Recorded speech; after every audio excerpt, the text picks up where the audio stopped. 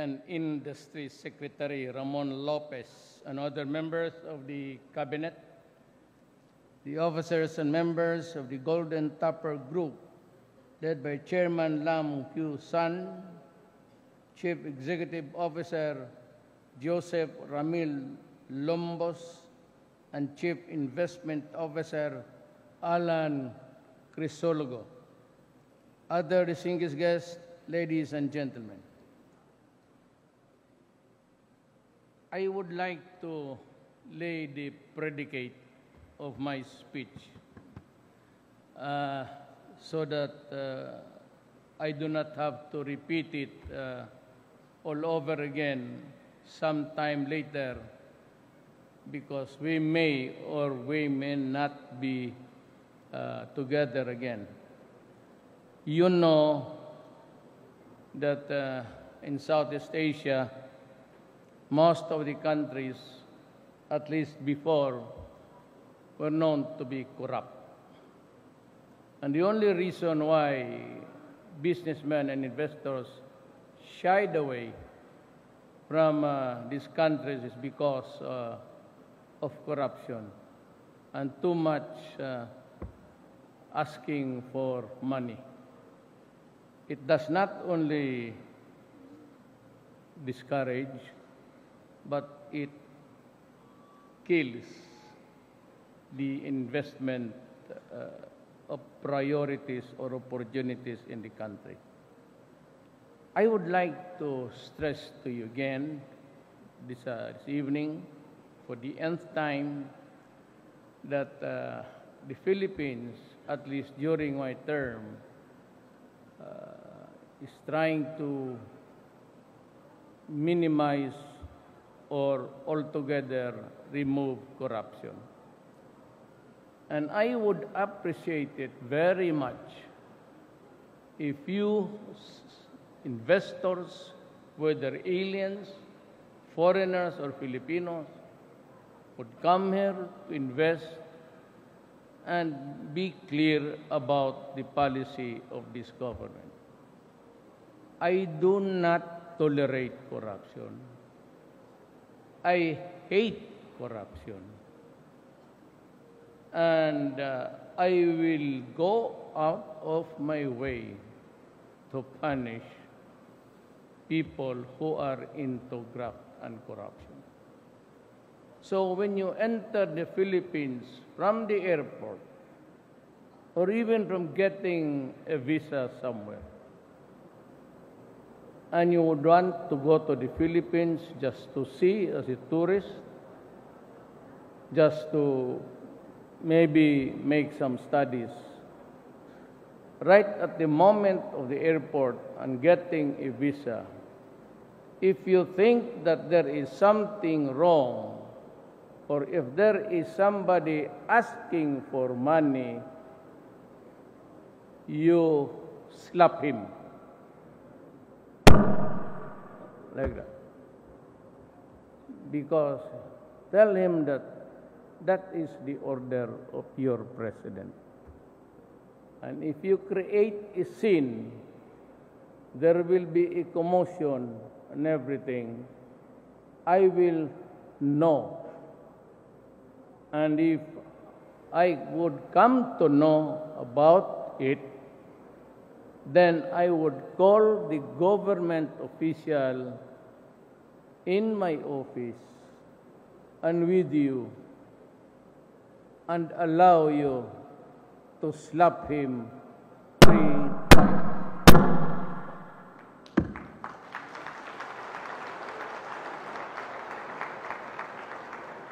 That is the only way where you can help me and you can help yourself from harassments, from pressures, extortionists.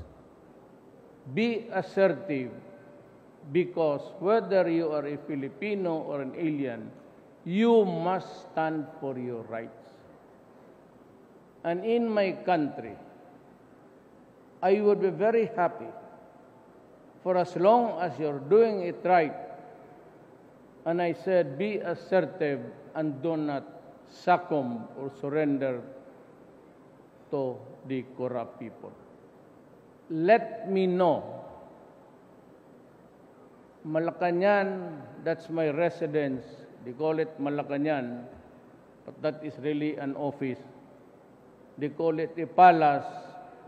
It's neither a palace, it's made of wood, and Malacañang is a sort of a Spanish word. I don't know what it means, but we were under the Spaniards for 300 years of subjugation, just like China. And that is why I said we're trying to do away with this culture of corruption and abuses of government. I would be willing to face you even during the night. You can call your ambassador or your friends here. I know of Ding Borja and your friends on stage. They can call me at night, and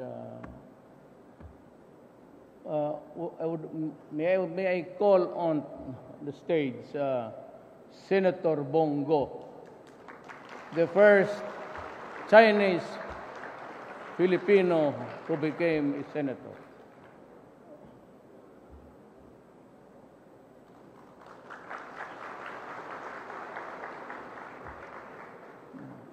Used to be my aide for 21 years until the Filipino people took notice of him as a handsome Chinese guy from China.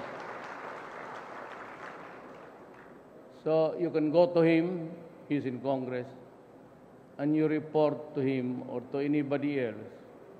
Anyone at all, any military, police, from the office of the president, from the office of immigration, and what else. If you are being extorted or being asked of money, and this Bureau of Immigration, which has control over aliens in the country, they are under strict orders that they will be fired and maybe killed afterwards. I do not want people destroying the government now because we are improving, and that is why you guys are coming here. I want to make a personal guarantee that these things will never happen again, just like maybe in the olden times. I just want everybody to behave. And I also expect that behavior from you. We just obey. There are rules to be followed. Just obey the rules. And nobody's going to disturb you. Nobody's going to molest you. Nobody's going to, ask for this and ask for that. Whenever you transact in government, I am sure you have agents to do it for you. Tell them that on the directorship level, I only give them 15 days. Beyond that, you report to me. Because I will call him and ask him why it took him more than 15 days. If it's a cabinet position, I give him 1 month, the cabinet member. And if he exceeds beyond 30 days, tell me. And I will call him. And I will ask him to explain to you why the shit are you doing that. This is my sincere offer.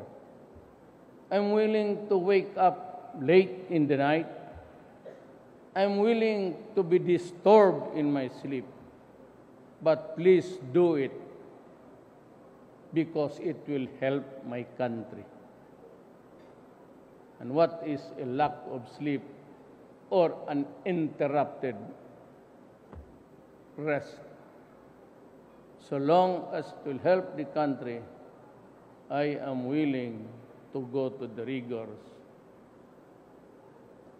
of the exercise of talking to you. Huwag kayong mahiya. The only reason why there's a lot of corruption in the Philippines is because we are not assertive.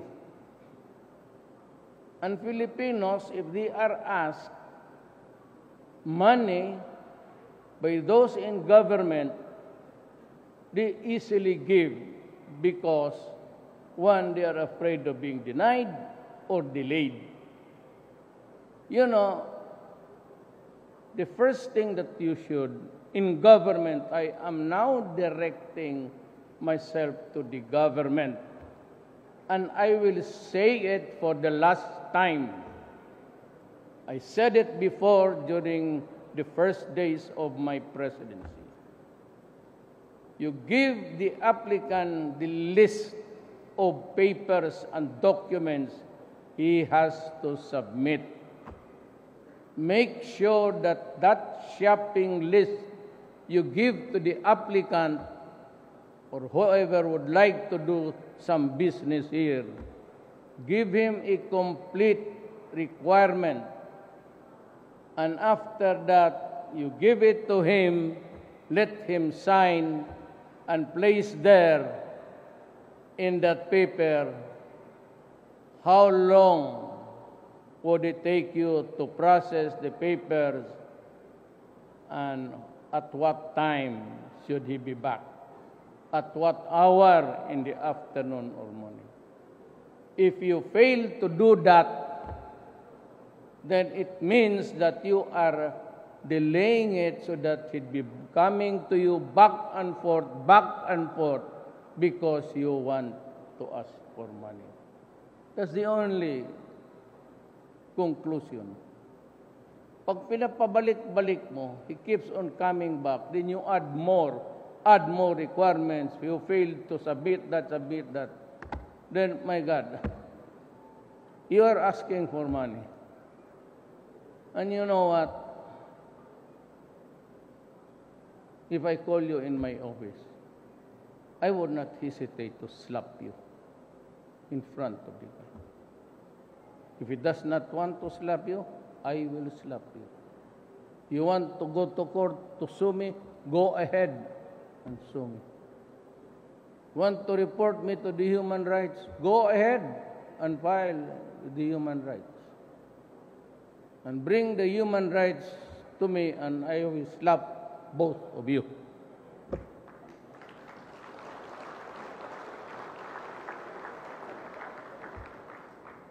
You know, we're trying to make this world a better one. It's not easy. People are sometimes swayed by just an appeal. They can be made to obey by just giving the advice. But there are some people, like policemen, you have to beg, then they are at it again, and they sell drugs, and they go scot-free, and they think that they are the lords of this country. Well, I'm sorry to tell you, everybody dies in this world, but you will go ahead first. Remember that. And to the human rights, remember this rule. For those who are evil, do not ever think that you are the only one who is evil. For all of us in this world are evil. So I would not hesitate to be evil if you start making my country progress and develop so that my people our children can enjoy the benefits of a good life with government taking care of them. And I now read the prepared speech so that the ladies who work on this tirelessly will have the satisfaction, or else they would look at me after this with sharp eyes. I am glad to join you today as we gather for the launching of the Golden Toppers flagship projects in the City, Clo, and La Vida condominiums. Clo. Over the last few years, this administration has endeavored to create an environment that is conducive for business and enticing to foreign local investors. I acknowledge and thank the people behind Golden Topper Enterprises for recognizing our gains in this aspect and for showing your trust in this administration by investing in the Philippines real estate industry. May these groundbreaking projects not only set the standard of excellence, creativity, and innovation in your industry, but also cultivate an environment that will encourage healthy competition among the best real estate developers in this region. Indeed, the success of this endeavor will surely cement your status as the government's reliable partner in propelling the Philippine economy forward. It will also highlight your role as an important partner in spurring infrastructure development, generating more jobs, and sustaining the steady growth of our economy. I am also confident that with the success of this business venture, we will not just further expand foreign investment in the Philippines, but will also enable us to strengthen our relations with other countries, especially our Asian neighbors. However, while I recognize the potential of these projects to help the Philippines withstand future challenges in the global setting, I nonetheless stress that your building should never serve as a haven for undocumented foreign workers or for the manufacture of and trafficking of illegal drugs. This is in line with this administration's unrelenting commitment towards the eradication of corruption and illegal drugs in this country. I am sure that with me in this drive, especially considering criminality and illegal drugs are detrimental to the good business. May I just say, and I have repeated it several times, that if you go into drugs, if you're a drug lord, or if I catch you importing or manufacturing drugs in this country, and you destroy my country in the process, I will kill you. Make no doubt about it. Even with the United Nations listening, I will kill you. Period. I don't mind. I can throw your Pasig River is big enough to accommodate 10 people every time you throw them. Or the sharks of Manila Bay are getting hungry. They are not well fed. And a human flesh would fatten them, I suppose. For those who are in there, those foreigners, I will not particularize. But there are foreigners who come here to play their trade, lending money, and if the debtor cannot pay, they kidnap, and sometimes they ask for ransom. And even with the delivery of the money for ransom, they just go ahead and kill the victim. You know, we're good friends with everybody. But I will not hesitate even to tell your ambassador, I killed your idiot citizen because he was fucking in my bed. Told you not. Especially kidnap or ransom, and those who kidnap and kill, even if the money has already been delivered. To me, you are just also another carcass. There is no other order to the police. It's to capture you dead or alive. Preferably dead, so that you cannot go back to your country to do crime again and be back again in my country to do another thing. Let us be very clear. You can come, you can play your trade, you can commit your crimes. But if I catch up with you, it is dead or alive, preferably dead. Alive, I have to feed you.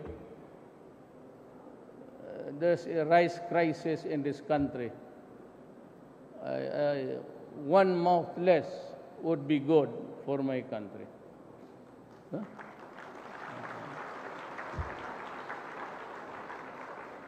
I trust that you launch these projects today. Your company will become instrumental in this administration's thrust to pursue lasting progress and inclusive prosperity by investing heavily on infrastructure development. Let us work together so we may realize the bright, promising future that awaits us. I know that you have come so that you will make money. I understand that. So you come because you want profit. If there is no profit, then why are you coming here? For what reason? Just wasting your time. You come and do business and make your profit as many as you can and as plenty as you can. In that way, you can help the Filipino worker find jobs. That is my only gain there. Not so much about taxes. It's employment generation for my brother Filipino. So go ahead, make money. Make your profit.